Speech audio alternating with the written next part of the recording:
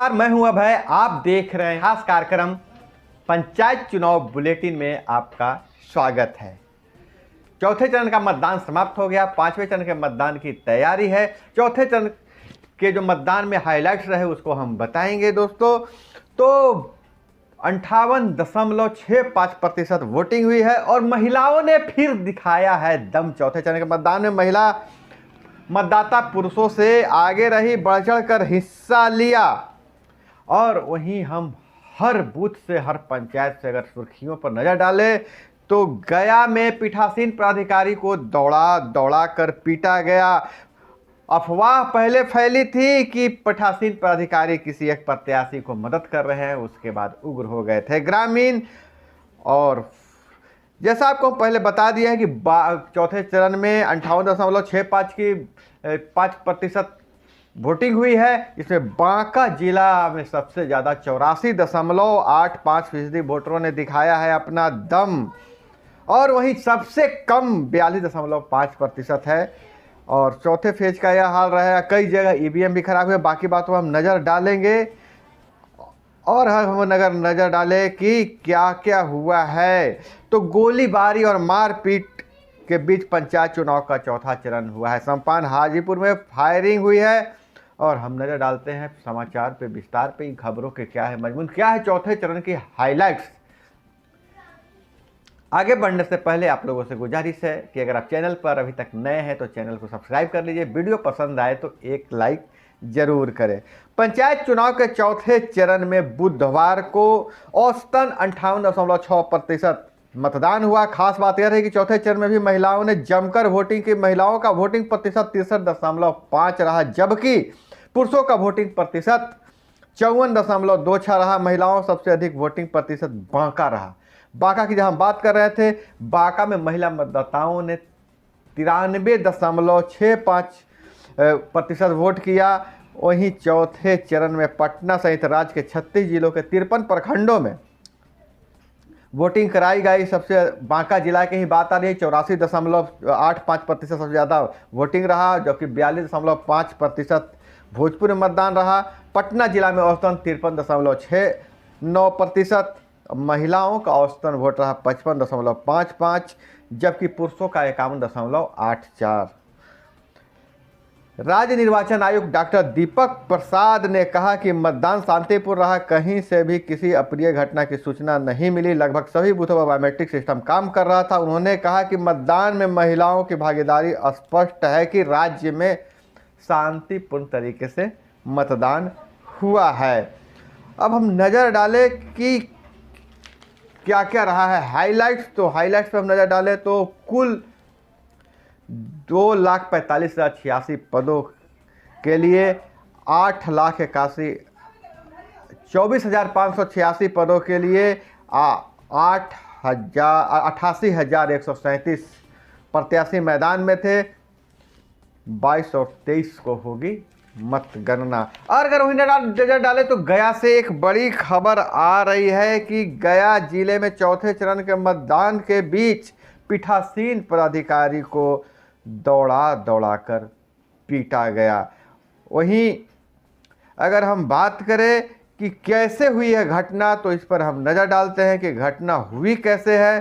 तो गया के कोच प्रखंड के अहियापुर में चल रहे मतदान के अंतिम पहर पीठासीन पदाधिकारी के क्षेत्र के ग्रामीणों ने दौड़ा दौड़ा कर धुनाई कर दिया। हैरानी की बात यह है कि राइफल बंदूक लिए खड़े पुलिस अधिकारी घटना में मुखदर्शक बने रहे। यही नहीं, पीठासीन पदाधिकारी रहे शिक्षक कमलेश चौधरी का आरोप है कि पुलिस ने ही उन्हें ग्रामीणों के सामने सुपुर्द किया है, जिसके बाद यह घटना घटी। कोच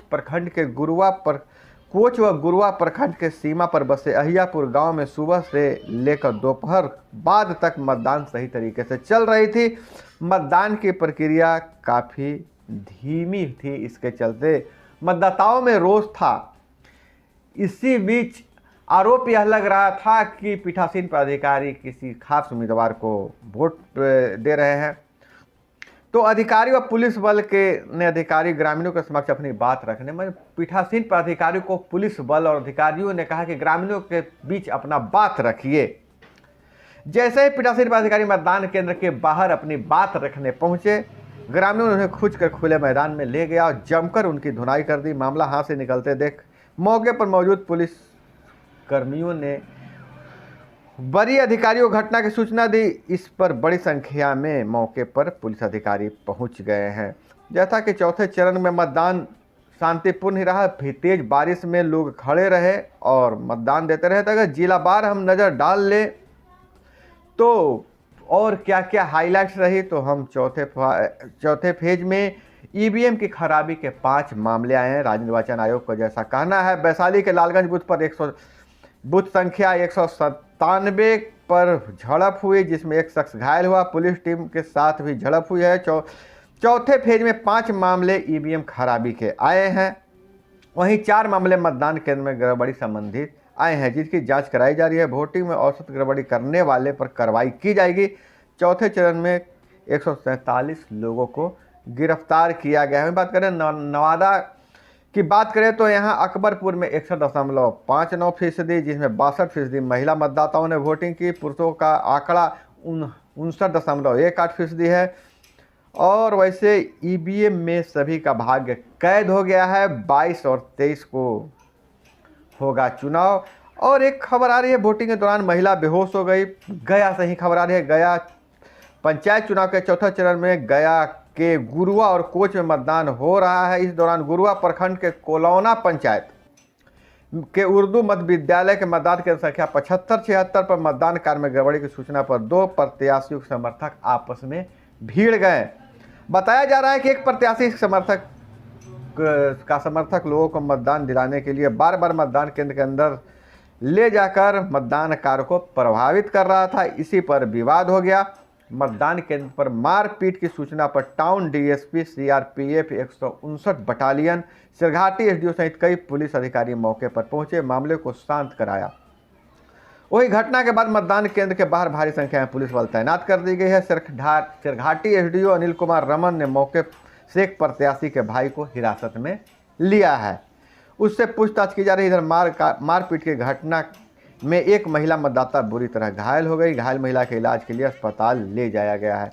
और लाइन में खड़ी थी महिला। कैसे घटना घटी, तो सिरघाटी एसडीओ अनिल कुमार रमन ने बताया कि पंचायत चुनाव के दौरान मारपीट की घटना को सांप्रदायिक रूप देकर अफवाह फैलाने की कोशिश की जा रही थी, लेकिन वैसा कुछ नहीं हुआ। स्थिति समान है। वहीं मतदान कार्य बाधित न हो, इसके लिए अतिरिक्त सुरक्षा बलों की तैनाती कर दी गई है। मतदान कार्य शांतिपूर्व चल रही है। घायल महिला मतदाता के पति महेश यादव ने बताया कि मतदान के लिए कतार में खड़े थे। मारपीट के दौरान भगदड़ मची। इसी दौरान महिला जख्मी हो गई। और बारिश के बावजूद भी डटे रहे रोड। हाजीपुर में हुई थी फायरिंग। और इस तरह से मैं आपको बता दूं कि चौथे चरण के पंचायत चुनाव के दौरान लगातार बारिश हो रही थी। उस बारिश के दौरान भी मतदाता डटे रहे और अपनी बारी का इंतजार करते रहे। कुछ छाता लगा के रहे, कुछ कीचड़ रास्ते में भी फंसे रहे। तो यह थी पंचायत चुनाव से जुड़ी तमाम खबरें, हाइलाइट्स। इसी तरह से खबरों के लिए जुड़े रहिए हमारे साथ। मिलते हैं अगले वीडियो में। जय हिंद, वंदे मातरम।